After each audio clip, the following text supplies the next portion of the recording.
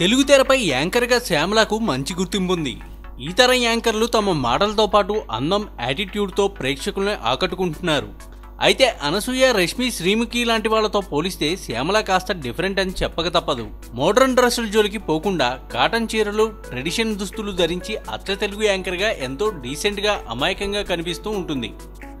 వాస్తవానికి శ్యామల ఈ యాంకరింగ్ రంగంలోకి అనుకోకుండా వచ్చిందట.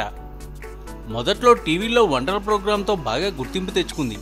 అయితే ఇటీవల కార్యక్రమాలు చేసే సమయంలో ప్రేక్షకులను మోసం చేసిన విషయం శ్యామల ఇటీవల ఇంటర్వ్యూలో బయటపెట్టింది.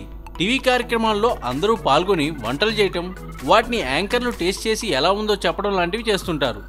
ఈ విషయం గురించి శ్యామల తెలుపుతూ, టేస్ట్ చేసి చెప్పాల్సిన టైంలో నేను ఎప్పుడూ ఆ వంటకాన్ని తినేదాన్ని కాదు.